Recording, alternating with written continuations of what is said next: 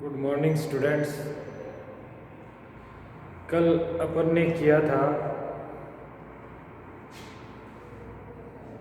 Database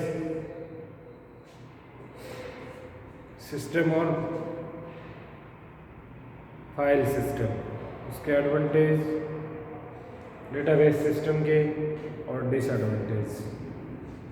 कल अपन ने ये रिवीजन किया था, ये पहले भी कई बार कर चुके हैं अपन। इसके बाद अपना अगला टॉपिक था डीबीएमएस, जो पेपर का नाम है। अपने सेकंड पेपर का नाम भी क्या है? DBMS, database management system. Database management system ये एक सॉफ्टवेयर होता है जो हम डेटाबेस क्रिएट करते हैं और उसको मेंटेन रखने के लिए इसका यूज किया जाता है। यानी जो डेटाबेस अपन क्रिएट करेंगे तो उसके लिए जिस सॉफ्टवेयर की आवश्यकता हमें पड़ेगी वो डीबीएमएस होता है। इसकी डेफिनेशन होगी, डेटाबेस को क्रिएट और मैनेज करने के लिए जिस सॉफ्टवेयर का यूज किया जाता है वह डीबीएमएस कहलाता है। अलग अलग कंपनियों ने अपने अपने डीबीएमएस सॉफ्टवेयर तैयार किए, उन्होंने अपना अलग अलग उनका नाम रख दिया। जैसे माइक्रोसॉफ्ट ने एमएस एक्सेस रख दिया, ओरेकल ने ओरेकल रख दिया। इसी प्रकार से बहुत सारे डीबीएमएस सॉफ्टवेयर के नाम हैं।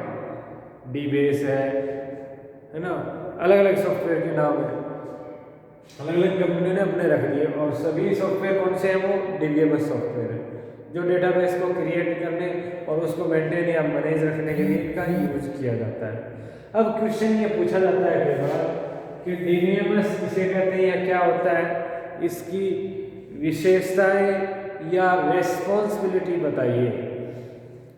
इसकी विशेषताएं या रिस्पॉन्सिबिलिटी बताइए, उत्तरदायित्व बताइए कि भी किन किन कार्य करने के लिए उत्तरदायी है ये सॉफ्टवेयर। तो जो डेटाबेस के डीबीएमएस के आपको जो एडवांटेज मैंने बताए हैं वो टोटल काम करने के लिए रिस्पॉन्सिबल कौन होता है? DBMS software. कौन होता है? डीबीएमएस सॉफ्टवेयर उस कार्य को करने के लिए रिस्पॉन्सिबल होता है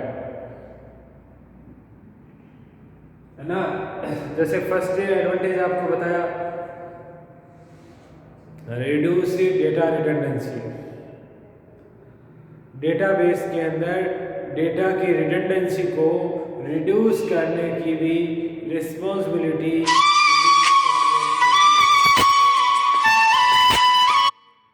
डीबीएमएस सॉफ्टवेयर की होती है। किसकी होती है? डीबीएमएस सॉफ्टवेयर की, है ना। इसी प्रकार से सेकंड है आपका डेटा शेयरिंग। तो डेटा भी शेयरिंग का काम कौन करेगा? सॉफ्टवेयर ही करेगा ना।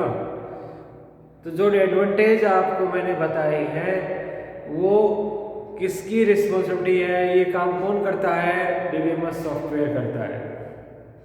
क्लियर है? तो आंसर एक ही है। क्वेश्चन कई प्रकार से ये पूछा जाता है। पहला file system versus database system, तो दोनों का बताएंगे अपन। पहले फाइल सिस्टम और उसके डिसएडवांटेज, फिर डेटाबेस सिस्टम और उसके एडवांटेज, है ना। फाइल सिस्टम पर डेटाबेस के लाभ बताइए, तो भी वही बताना है। फाइल सिस्टम पर डेटाबेस के लाभ बताएंगे तो पहले फाइल सिस्टम की कमियां बताएंगे। पहले क्या बताएंगे अपन? डेटाबेस उस फाइल सिस्टम की कमियां।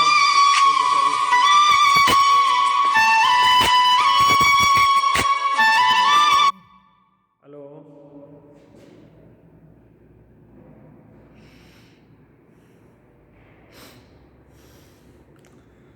क्या बताएंगे अपन? डेटाबेस के लाभ बताएंगे, ठीक है। तो ये डीबीएमएस सॉफ्टवेयर की क्या है? आपकी रिस्पॉन्सिबिलिटी है जो आपको बतानी है। क्लियर? अब अगले टॉपिक की तरफ अपन चलते हैं। इसके बाद आता है आपका यूजर।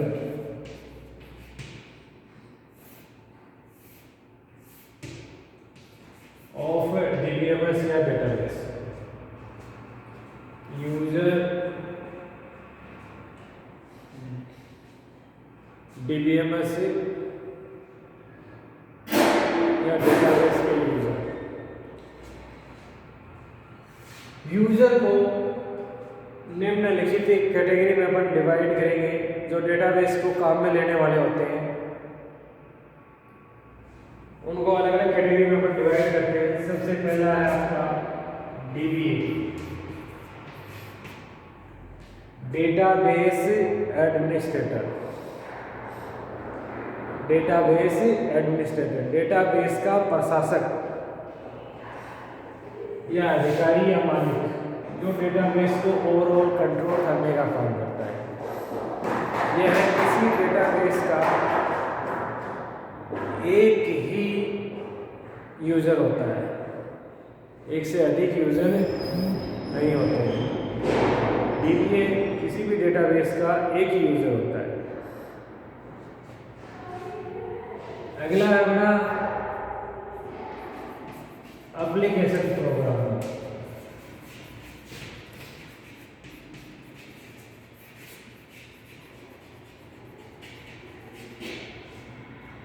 इस कैटेगरी में उन सभी यूजर्स को रखा जाता है जो डेटाबेस को काम में लेने के लिए छोटे छोटे एप्लीकेशन प्रोग्राम बनाते हैं। क्या बनाते हैं? डेटाबेस को काम में लेने के लिए जो प्रोग्राम लिखते हैं, बनाते हैं, वो सभी इसी कैटेगरी में रखे जाते हैं, एप्लीकेशन प्रोग्राम में।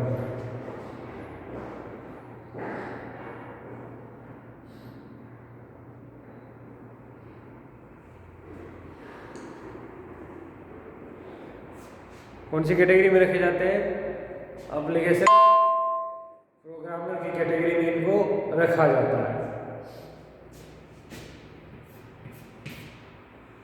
नेक्स्ट है आपका नेवी यूजर।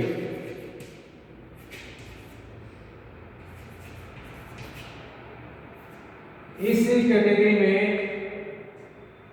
वे सभी यूजर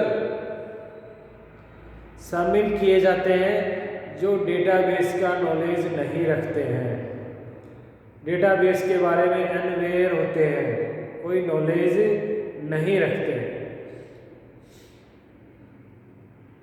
परंतु डेटाबेस पे काम करते हैं दिए गए निर्देशानुसार, दिए गए इंस्ट्रक्शन के आधार पर डेटाबेस के ऊपर यूजर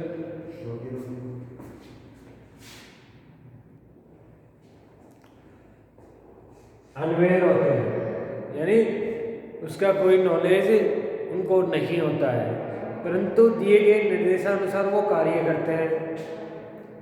जैसे अब एटीएम के लिए नेवी यूजर कहलाएंगे। एटीएम मशीन सभी जानते हैं अपन, अपने को नहीं पता होता है वो कैसे पैसे उठा रहा है, कैसे कार्ड को रीड कर रहा है ना, कैसे उनकी काउंटिंग कर रहा है, कोई नॉलेज उसके बारे में नहीं है, परंतु अपन एटीएम के ऊपर कार्य करते हैं क्योंकि हमारे सामने उसके निर्देश लिखे हुए आते हैं और उसके अकॉर्डिंग हम कार्य करते हैं एटीएम के ऊपर। तो एटीएम के लिए हम नेवी यूज़र हैं।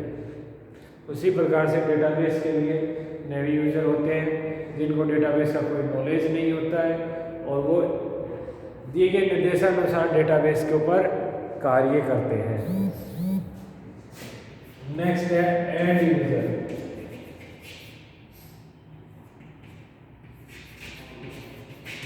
नेक्स्ट है आपका एंड यूजर्स। इस कैटेगरी में उन सभी यूजर्स को रखा जाता है जो डेटाबेस का नॉलेज रखते हैं। डेटाबेस के क्या होते हैं? वो एक्सपर्ट होते हैं। तो इस कैटेगरी में उन सभी को रखा जाता है। ये डेटाबेस यूजर या डीबीएमएस यूजर, कोई भी नाम पूछ सकता है आपको, एक ही बात है, डीबीएमएस यूजर या डेटाबेस यूजर। ये इन चार कैटेगरी में अपन डिवाइड करते हैं। DBA application programmer, navy user, and user. Clear है? ये आपके यूजर्स के बारे में आता है।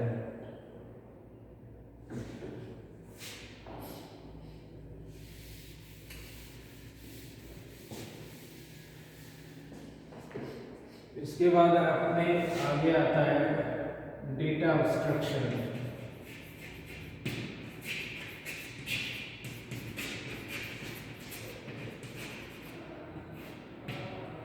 डेटा एब्स्ट्रैक्शन, डेटा एब्स्ट्रैक्शन यह एक प्रोसेस होता है जिसकी सहायता से डेटा को हाइड रखा जाता है। क्या रखा जाता है? हाइड। अनावश्यक जो डेटा होते हैं या उनकी डेटा की बैकग्राउंड डिटेल होती है उसको हाइड रखने का ये प्रोसेस होता है। डेटा को हाइड रखने के लिए पूरे डीबीएमएस स्ट्रक्चर को 3 लेयर्स में डिवाइड किया जाता है। 3 लेयर बनाई गई जाती है।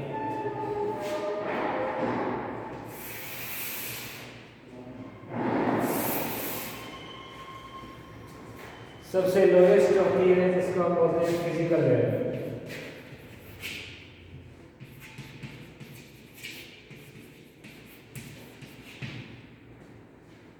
इसको इंटरनल लेयर भी बोलते हैं। क्या बोलते हैं? इंटरनल लेयर भी बोलते हैं। यहाँ पर एक्चुअल में आपके डेटा स्टोर होते हैं सिस्टम के अंदर, वो कहलाता है फिजिकल या इंटरनल लेयर। ठीक है? उसी के बाद नेक्स्ट जो लेवल होता है जिसको आप बोलते हैं लॉजिकल व्यू या कंसेप्चुअल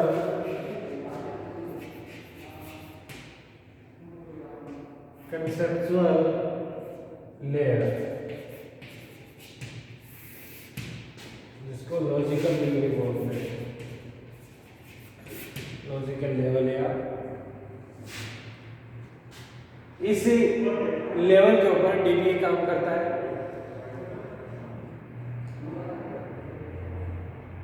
ये जो फिजिकल लेयर होता है, ये इंटरनल लेयर होता है, ये कंसेप्चुअल लेवल के लिए ओपन होता है, यानी यहाँ डीबीए के लिए ओपन होता है। इसको डीबीए देख सकता है और डीबीए ही इसको काम में ले सकता है।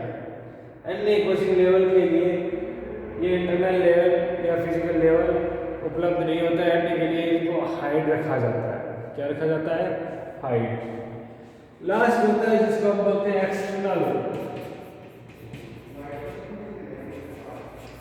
एक्सटर्नल लेवल या एक्सटर्नल व्यू, जिसको यूजर व्यू भी बोलते हैं।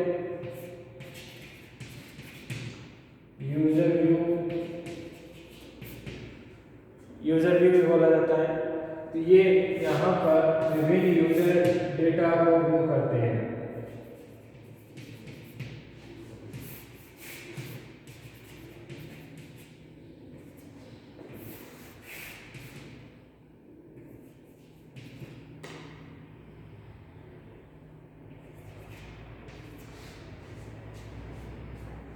क्या करते हैं? डेटा को व्यू करते हैं।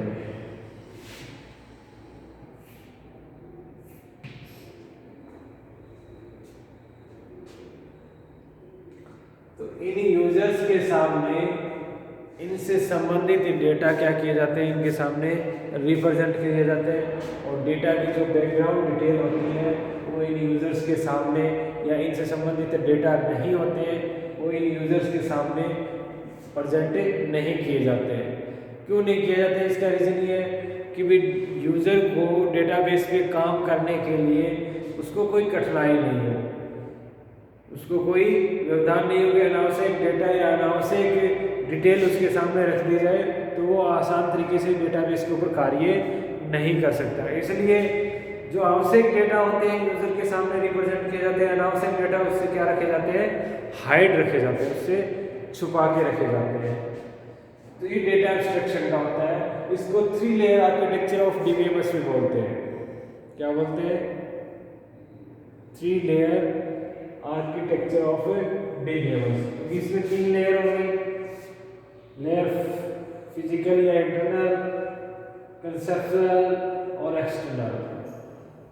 इसलिए इसको क्या बोलते हैं, 3 layer architecture of DBMS. Clear है?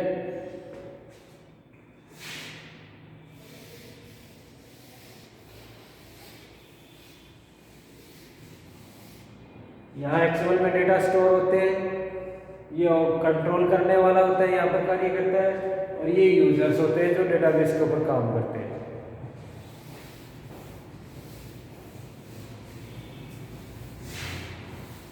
डेटाबेस को यूज में लेते हैं। तो ये आपका नेक्स्ट है,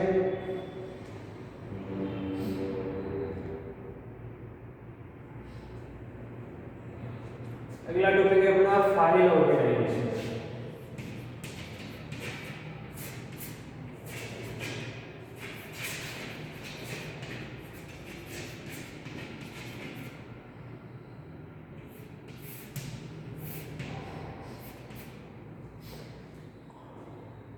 file organization, file organization database को स्टोर करने के लिए हमें फाइल की आवश्यकता पड़ती है, और उस फाइल को हार्ड डिस्क के ऊपर या इंटरनल लेवल के ऊपर किस प्रकार से स्टोर किया जाता है, उसी टेक्निक को हम फाइल ऑर्गेनाइजेशन कहते हैं। व्यवस्थित तरीके से फाइल्स को स्टोर करना फाइल ऑर्गेनाइजेशन की टेक्निक होती है। कौन कौन सी टेक्निक हो, ऑपरेटिंग सिस्टम उसको यूज में लेता है फाइल को व्यवस्थित तरीके से स्टोर करने के लिए या उसको ऑर्गेनाइज करने के लिए। ऑपरेटिंग सिस्टम 3 प्रकार की फाइल ऑर्गेनाइजेशन टेक्निक काम में लेता है। तो उसकी सीक्वेंशियल,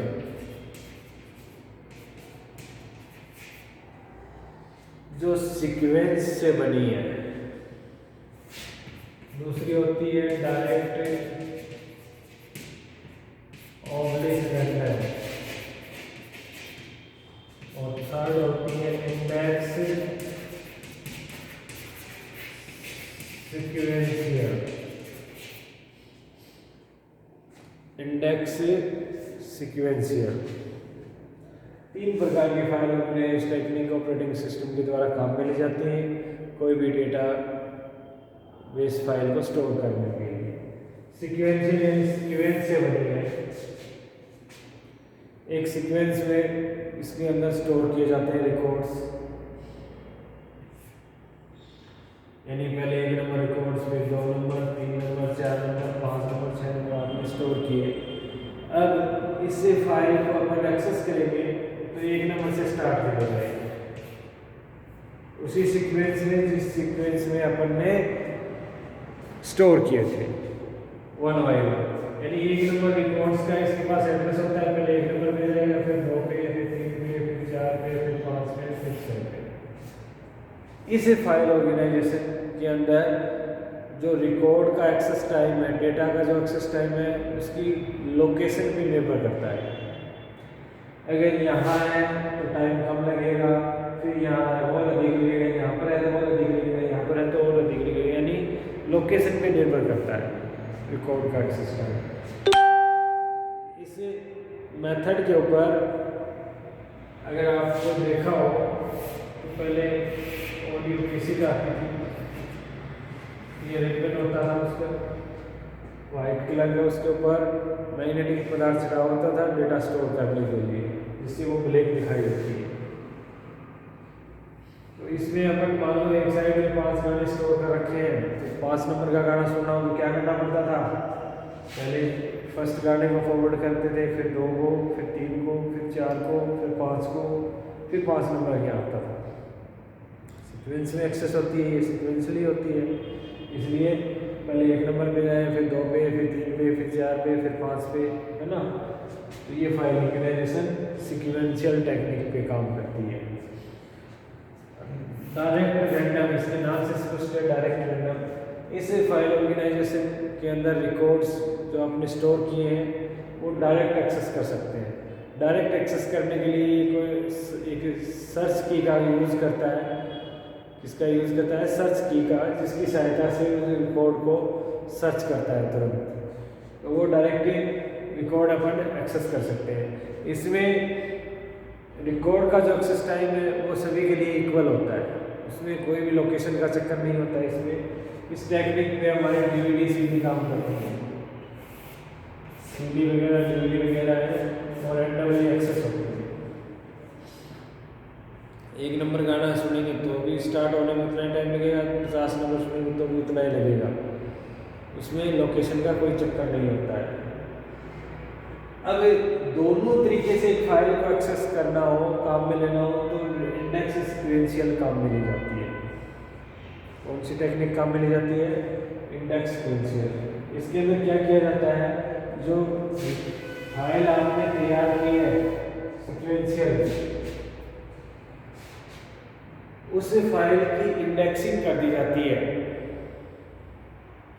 जैसे आपकी बुक के ऊपर इंडेक्स लिखा हुआ होता है, अपन किताब के अंदर, बुक के अंदर देखते हैं कि file organization page number 30, user page number 25 लिखा हुआ होता है ना, इंडेक्स, पॉइंट का नाम, टॉपिक का नाम और आगे पेज नंबर लिखा हुआ होता है, इंडेक्स होता है ना। बुक के अंदर अपन देखते हैं, लगभग बुक्स के अंदर मिलेगा आपको इंडेक्स बुक का। वैसे ही इसके अंदर भी अपन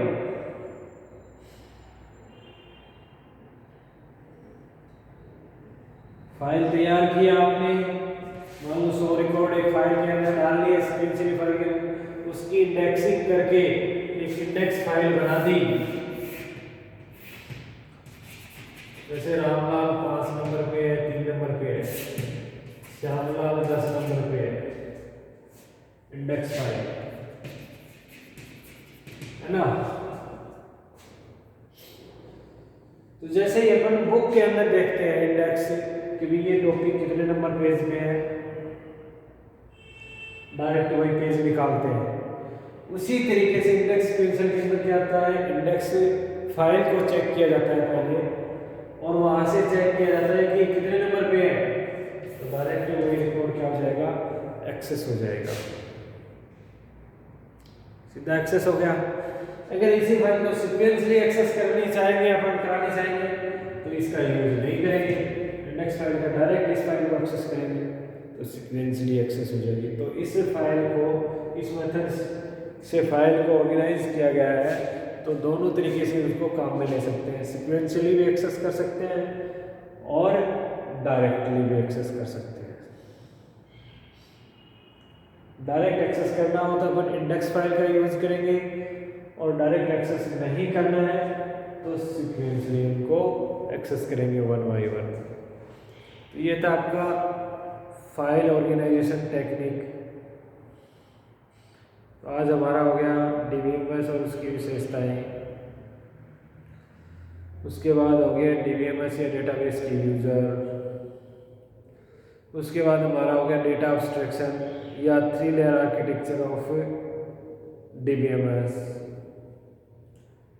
उसके बाद हमारा टॉपिक है नेक्स्ट फाइल ऑर्गेनाइजेशन, जो 3 प्रकार की फाइल ऑर्गेनाइजेशन टेक्निक अपन काम में लेते हैं। कितने प्रकार के काम में लेते हैं, 3 प्रकार की, सीक्वेंशियल, डायरेक्ट और इंडेक्स सीक्वेंशियल। अगला टॉपिक